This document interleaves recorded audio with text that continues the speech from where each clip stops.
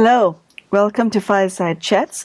My name is Magela Pillai, and it is my honor to introduce to you today our speaker, Sister Denise, who has been practicing Rajyoga Meditation for over 4 decades. Today's topic is entitled Pure Vision.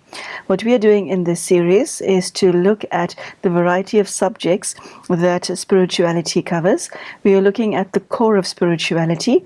We want you, the viewer, to look at whether there is a balance in your life between the internal and the external, whether you are happy with your relationship with God, whomever you believe Him to be, whether you have a sense that all is right in your inner world.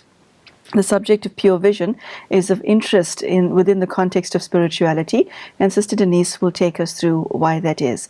Sister Denise, thank you so much for joining us, and a very warm welcome to today's show. Thank you very much. So tell me, pure vision. When I look at another human being, I see their obvious physical attributes. If I know them from the past, some past memories will come to mind when I see him or her, and then I will engage with that individual on that level. Do you do it differently? In spiritual practice, you actually learn to shift your eyes to be able to see the person. I don't know if you've ever experienced that you've really been seen, totally seen as who you are, what you are by anybody.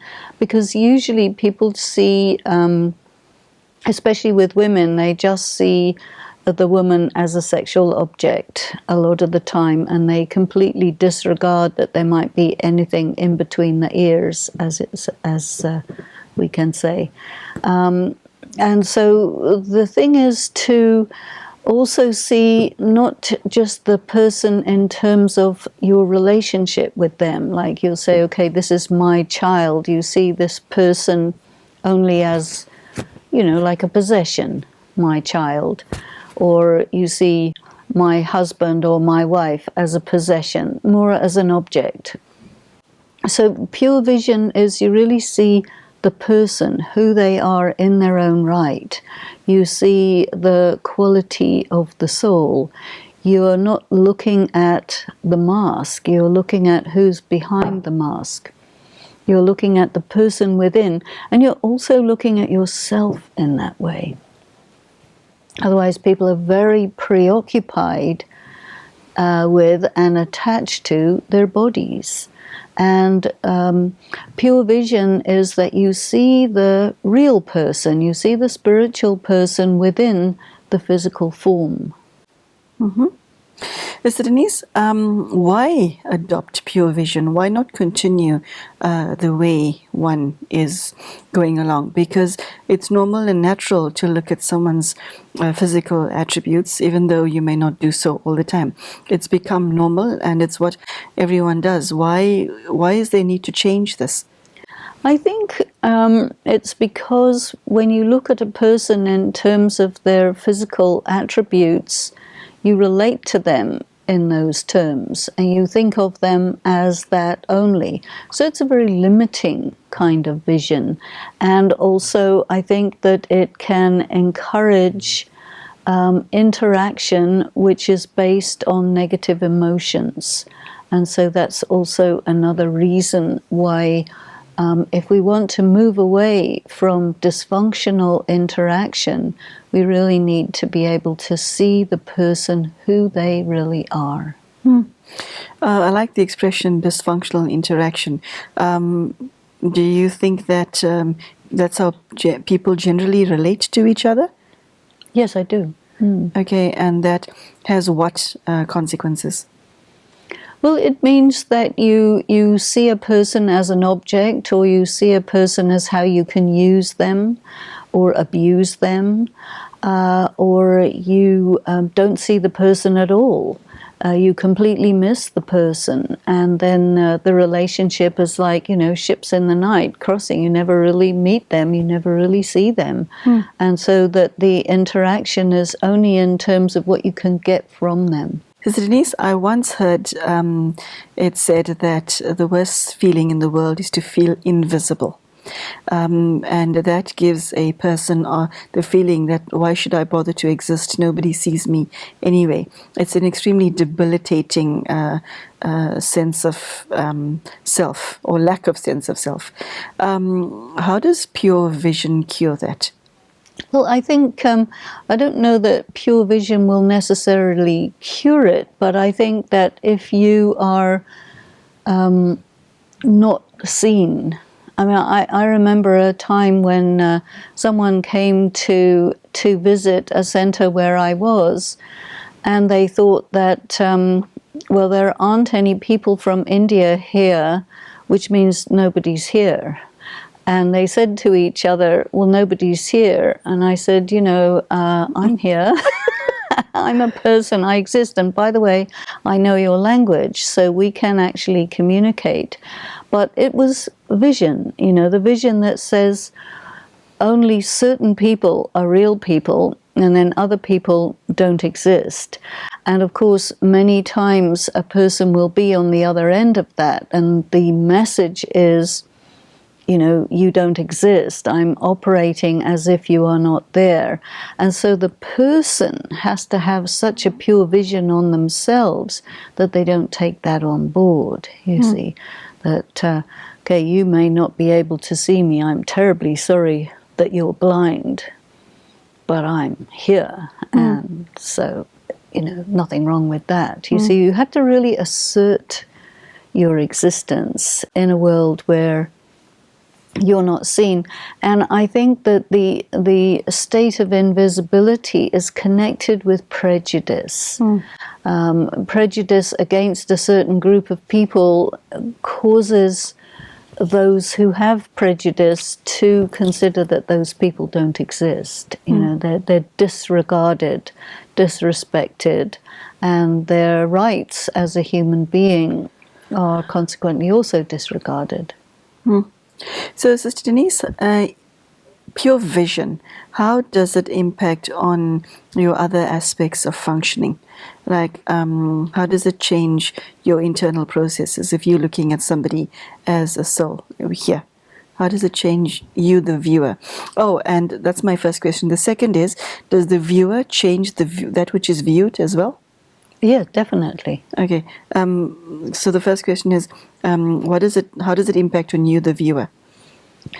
Well, the viewer who doesn't see something, it's like selective viewing. They will see who is of interest to them, and anybody else they won't see. And so they do not take responsibility for the fact that that is a form of negative karma for which they will have to pay. So I think that once you realize that you are doing a negative karma and you will have to pay for it, that's an incentive to not do that, because why would you pay unnecessarily if you can avoid it? The other thing is that the way you look at a person, I mean, not just seeing the soul, but also seeing the person's value, the person's validity, you are actually giving a message to that person and making that person feel good about themselves by the way that you look at them. And, there is a saying in India that as your vision, so is the world. So if you only see 50% of the world or 20% of the world, then that other part of the world is, to all intents and purposes, negated. And so it's as if you are erasing it from its own right to exist. So that is a negative thing. Now, if you are having pure vision and you're seeing what's real, and you're disregarding what's unreal, then it means that you're giving greater importance to the real, and that which is unreal is minimized. So what is unreal is very often connected with what is negative. You know how sometimes people will use insulting words to each other. and call each other names. Well, that's unreal.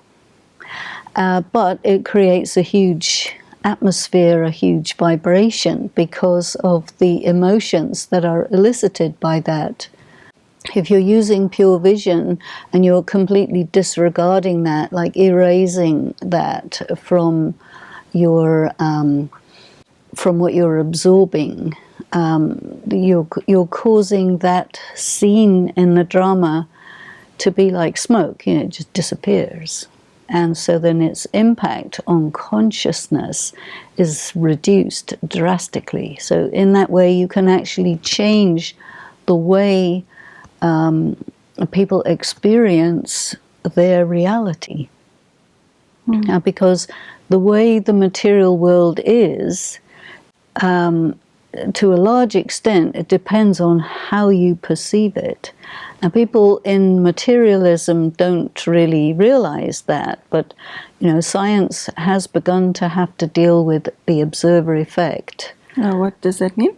Well, the observer effect is that if you want something to be a certain way, it becomes that way. So you're not really looking neutrally at your scientific experiment. You can actually make it one way or the other way because of the effect of consciousness on matter. There are other people who've done experiments which indicate that, the elements of matter or water or something like this will, be more harmonious. The crystals will be more beautiful than if you look at it with hatred, for example. A person feels the look that they're receiving, and they feel it so much that they can become it. If you're looked at with hatred, you feel small, you feel that you don't exist, you take that on board, you internalize it, you see. But if you have pure vision on yourself, and even pure vision on somebody who doesn't have pure vision on you, it's as if you're erasing that impurity. So that's something that's a sign of a powerful soul, actually. Okay. And it can be done. Okay. Mr. Denise, you include God in your earlier answer. What is God's pure vision for you as an individual? Well, God will see me as his child. God will see me as my potential. God will see me as passing all the exams. God will see me as, coming into my own, coming into my power. And it's very important for individuals to see themselves as God sees them, rather than see themselves as other people say God sees them, which they don't know. So many will say, oh, God wouldn't like you. How do you know? Who are you? You don't know. How many people really know God? You have to be in relationship with God to enjoy that quality of interaction with the discarnate supreme being, And most people are so into their material identity that there's such a barrier between themselves and God, so that they can only operate on the basis of something closer to superstition and blind faith. How does one's pure vision for oneself change you as a person? Suppose a thought arises, maybe I'm not important. You have to counteract that immediately with the pure vision that says, well, of course you're important. You're a child of God, you see. So that you use this created pure vision that you're learning, that is really real, to remove the illusion of negativity that many people see themselves in terms of, because of the way other people have seen them, and they've internalized that, and what other people have looked at them as, or have spoken to them as, or have interacted with them as, they take that and they become that, you see. Well, you don't have to. And you can undo that. Okay. So Denise, the impression that I get as I sit here listening to you speaking is that there is a sense of healing from all of this. Yes. How take us into that? That's the energy that you're admitting, one has been healed through pure vision. Explain that to us. Well, when you're seeing yourself or you're seeing someone in a pure way, you're seeing what's real. And the thing that made a person damaged was an impure vision, a vision which wishes harm. You've heard of the evil eye. And a lot of cultures really believe in that if you look at someone with bad intention, it might even kill them and definitely would damage them. And so you're counteracting all of that negativity. You know, negativity is darkness, and darkness isn't anything in and of itself, whereas light is, you see. As soon as you illuminate, or as soon as you light a light, the attention goes to that, because the light is actually something. The darkness is the absence of something. Okay. So, pure vision, is it a journey? Do you refine your pure vision? The pure vision that you had when you first started meditating, is it the same as it is now? Have you refined it? Have you... Are you wearing a pair of spiritual glasses? You know, in the early part of a meditation practice, it may be suggested to you, see the soul. And then you may say, well, I don't know what that means. You may have to sit with that and try it out 100 different ways until you say to yourself, okay, I think this is what it is. And then you'll do that until you don't think that anymore. You think, no, it's this. So there's a continuous refining process of what you mean by that, or how you interpret that expression, pure vision. Okay. So Denise, on a daily basis, we encounter people's dark side.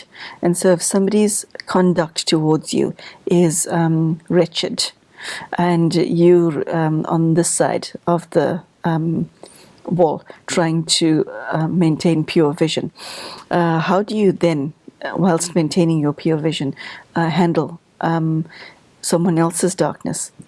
I think that here you have to use this expression that it takes two to tango. And if somebody is coming at you from their dark side, but you're not seeing that, you're seeing their light side, their dark side is not going to have anything to connect with. So it's not going to be very powerful. You're, in a way, disempowering it. True, that's very powerful. So someone else's ugliness can only touch you if it resonates with something within you? Or if you accept it, or you take it on board. But if you look right past it, I mean, just as a person can not look at another person because they selectively don't notice them, well, you can do the same with darkness. Okay. How does ego fit into this picture?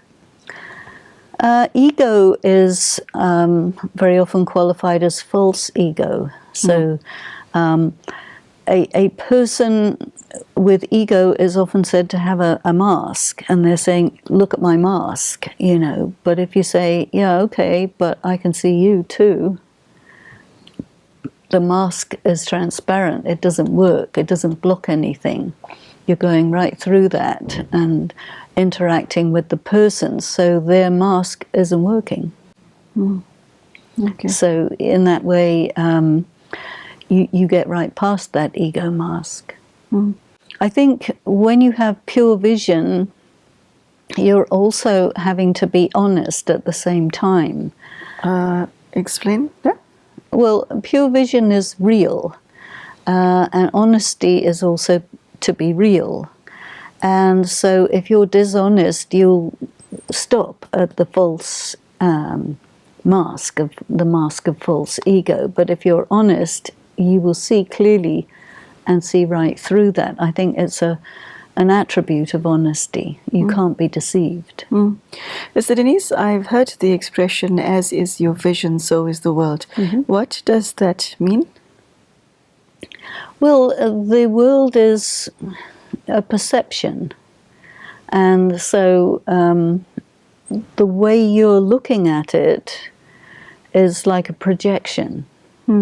And so if you're projecting on the world how you are, that is what's reflected back to you. And so if you are looking right through and seeing it as it is, then, you know, that comes back to you.